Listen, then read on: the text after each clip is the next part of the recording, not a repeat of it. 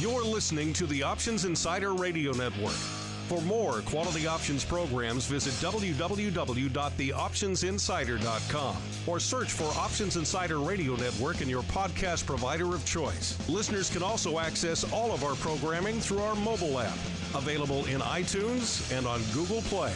Don't forget to follow along with your favorite programs and submit your own questions for the hosts at twitter.com/options.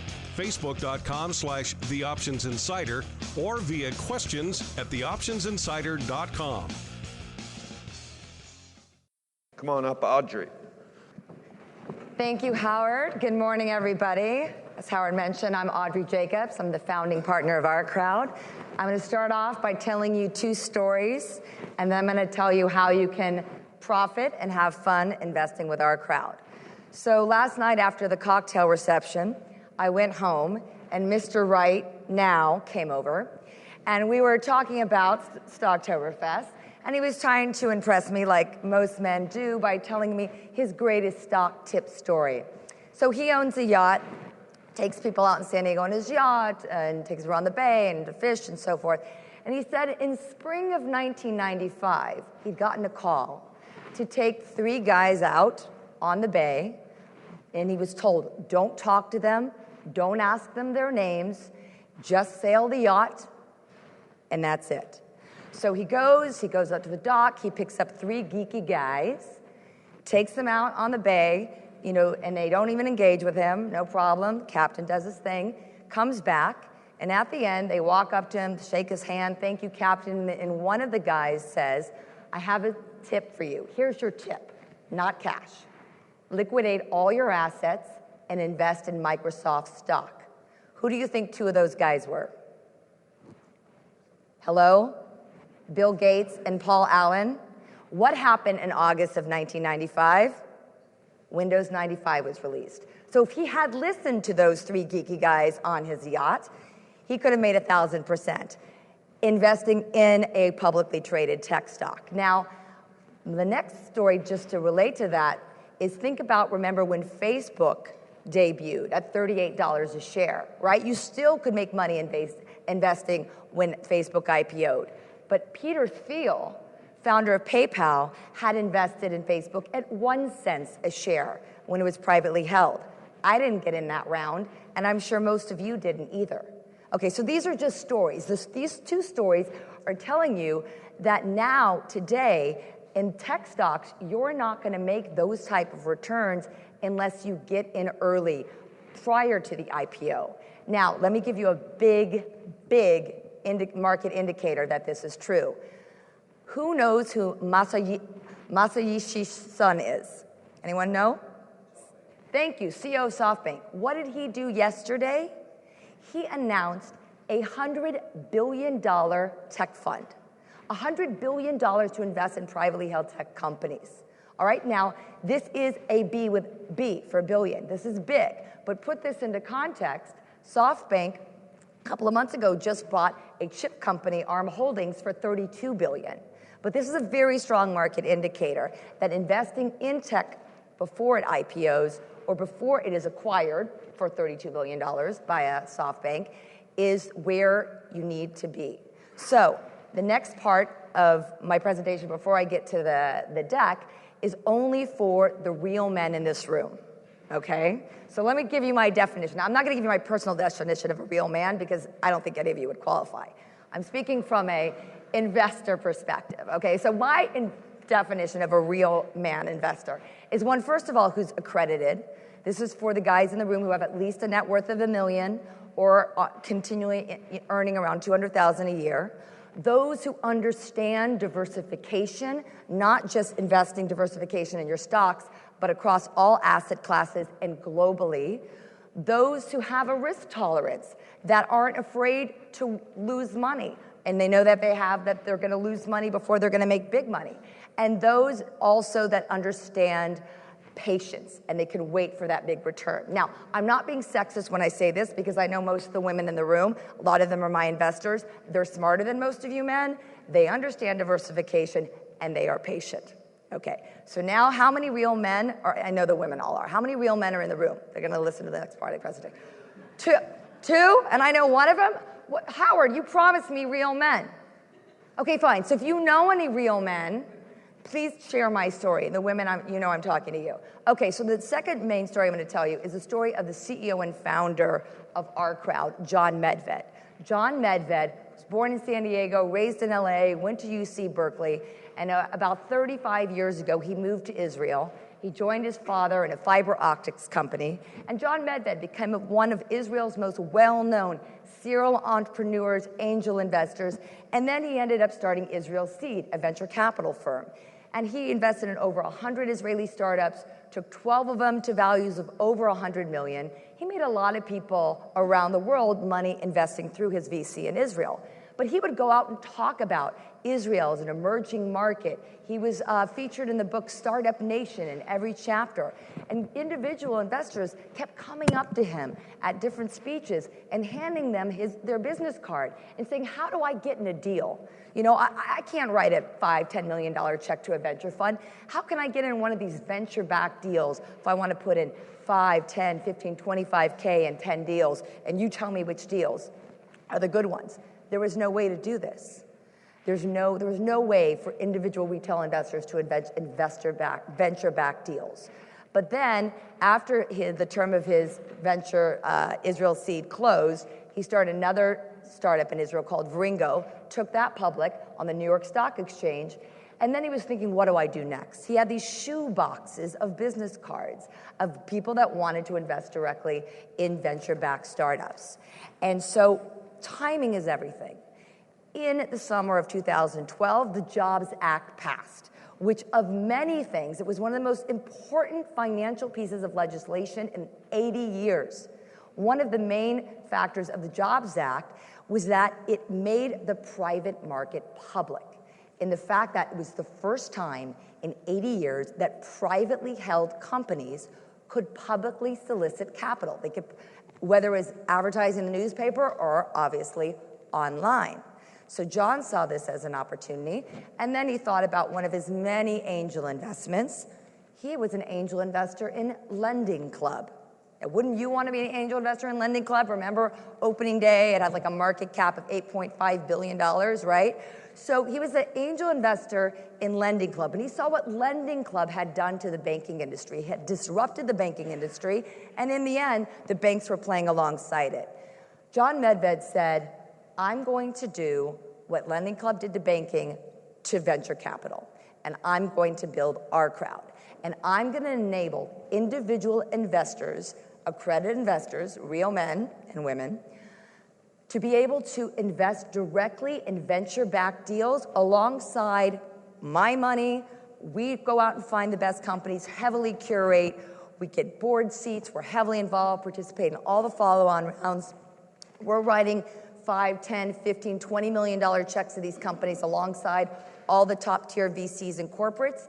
And my many friends, all these business cards in the shoe boxes, can invest alongside me and put in 5, 10, 15K into these venture-backed deals and get the rights and privileges and power as if they were writing a $5 million check.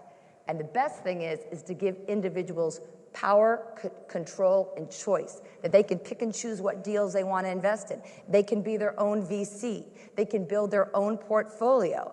So this was the vision. So you guys got the two stories. The stories about value creation, investing in tech, it's before it IPOs, and then our crowd story, how it came to be from John Medved, is to disrupt and reimagine venture capital and invite retail investors globally to invest globally in great tech. So what we are a venture capital crowd investing hybrid.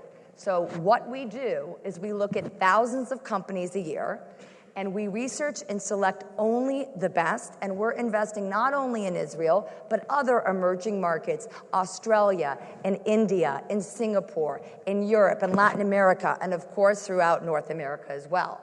We invest in only 1% of what we have diligenced. Then we put in money first from our own fund. Then we open it up to the crowd. And it is completely transparent. You are investing alongside Sequoia, and you see the same term sheet. You're investing on the same terms. You're getting preferred shares, you're getting preemptive rights, you're getting information rights. You see all of our diligence, the investors' presentation, and you have access to connect with the CEOs of these companies and ask questions. And so we open the deals to the crowd.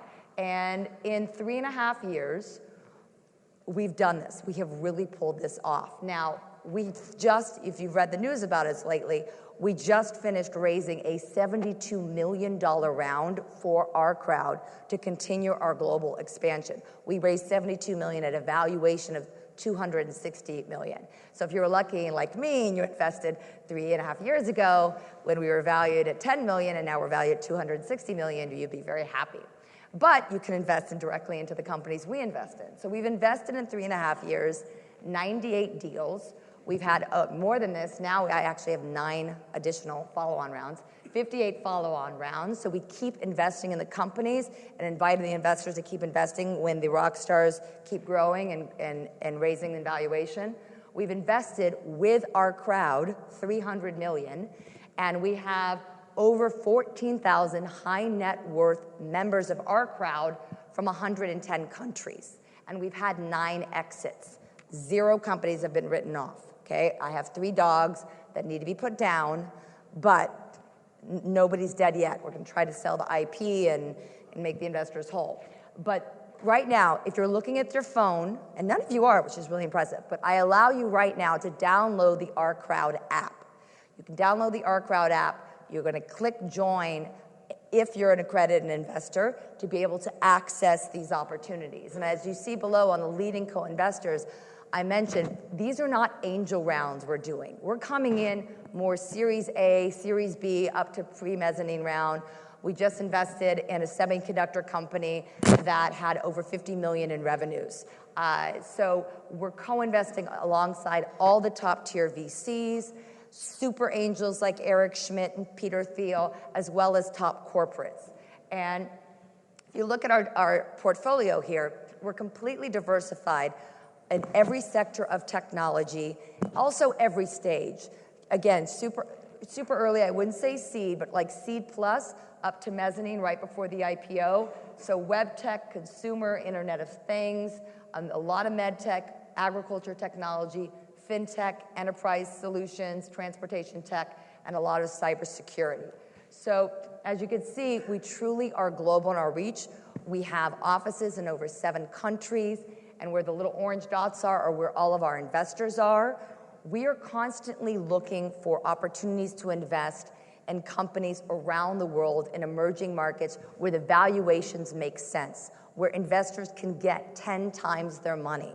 So for example, in Israel, where we're based, the average company in Israel exits at 200 million. And we primarily try to invest in the companies when they're under 20 million. So we can see that 10x return. That's where we're based.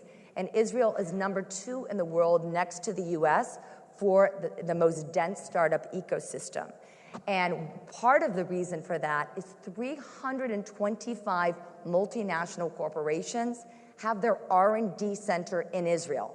The first place Apple went outside of the US to put an R&D center was Israel. But everyone is there, Cisco, Intel, Microsoft, Google, Broadcom, everybody is there in Israel. And they're there with their R&D centers, and they keep buying companies. Again, not just the acquisitions, but from an IPO market, when John Medved had Israel Seed, what was interesting is that you look at the U.S. stock exchanges. Number 1, of course, what country has the most companies on the U.S. stock exchanges? U.S. Number 2 is Canada. Who held the number 3 spot for a hell of a long time? Israel, a country the size of New Jersey with 8 million people. They just got bumped by China because China got pissed off how small Israel was, and so they took a ton of companies public to bump Israel to number 4. But in terms of investing in Israel, last year there was $5 billion invested into the Israeli tech economy. Only 10% of that came from Israeli VCs. 90% were from investors in big VCs and private equity firms and individuals all around the world. $5 billion went in, $9 billion went out into the pockets of investors. we look for opportunities in startup ecosystems all around the world, like Israel. So those of you who are curious, you're real men and the real women investors that have a sense of desire for diversification, you have a little patience, you understand the risk that out of every 10 deals, only 1 or 2 are going to bring you the most returns, and you're interested in learning more about how you could invest 5, 10, 15, 20,000 into multiple companies and through our crowd, then please download the Our Crowd app, join or come visit. Ryan, stand up. My colleague Ryan Johnson in the room, who's from our Bay Area team. I have Rafi and Maddie here today. We have a booth there. And then if you're really curious, if you want to see what's happening in Israel, we invite you to our Global Investor Summit, February 15th and 16th in Jerusalem. We will have, let's see, this year 5,000 investors from over 50 countries attend, and almost every major corporation that you could think of there. And so, as I mentioned before, we just finished our raise at $72 million to continue to grow our growth globally. And just really quickly, the 3 ways to invest with us, if you want to have access to this alpha, to the tech stocks before they exit, is 1, you could just go on our website, sign in as an accredited investor. You can look at all of our diligence, watch the webinars with the CEO, look at the term sheets, and you can go deal by deal, and the minimum investment is $10K. The other thing is you could create a portfolio, your reserve, where you upfront fund $50,000, and then you can, the minimum from 10 drops to 5,000, and then you again control where you want to invest. If you're a portfolio reservist, you have priority over other investors in terms of companies that sell out, because a lot of the hot deals, that are Sequoia backed and have 20 million in revenues, what have you, will sell out very quickly. And then otherwise, for those who don't have the time in the interest to dig into each company, we do have funds as well. Funds are like, we have our Crowd 50 fund we're going to launch next week, where 50,000 minimum puts you into the next 50 deals, as well as an opportunities fund where you can invest in 20% of our high growth companies that are producing all the returns. Right now, if you go to ourcrowd.com, we have 7 follow-on rounds. Every single one of these companies we've invested in 1, 2, 3, 4 times. For example, Surgical Theater is a company based, Israeli technology based in Dayton, Ohio. It's virtual reality for surgery. It's actually Israeli flight simulation technology applied to brain surgery. And we're doing a 4th round, now at 55 million valuation. It's all over the world, and the lead investor is HTC, which is a $39 billion Asian technology giant who's putting all their resources into virtual reality. So that's one of our 98 companies that right now we're doing a follow-on round for. So thank you very much, Howard, for having me. I hope I've woken up some of your folks, even though there was only 2 real men in the room. So can I ask? Was I one of them? Well, you're always one of them. I mean, you are the real man. Is there a couple questions, just so we want to keep it moving? And Audrey's here for the rest of the day. Can I? Yeah.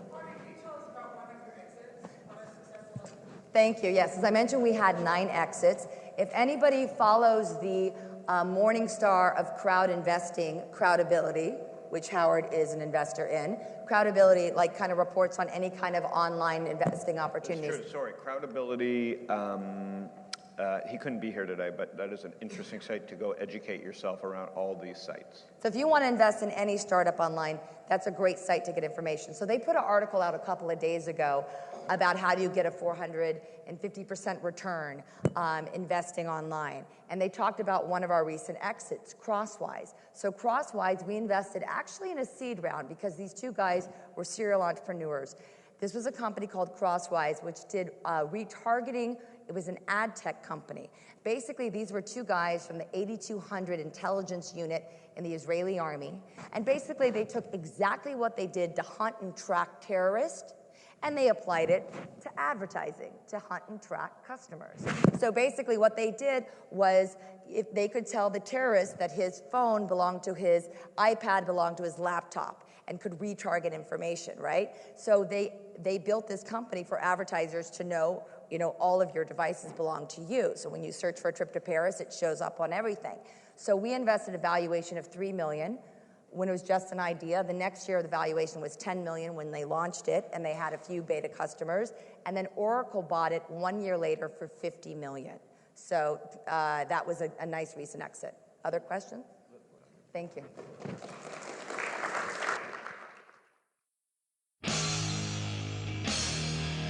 The preceding program was a production of the Options Insider Radio Network. For more quality options programs, visit www.theoptionsinsider.com or search for Options Insider Radio Network in your podcast provider of choice. Listeners can also access all of our programming through our mobile app, available in iTunes and on Google Play. Don't forget to follow along with your favorite programs and submit your own questions for the hosts at twitter.com/options, facebook.com/theoptionsinsider, or via questions at theoptionsinsider.com.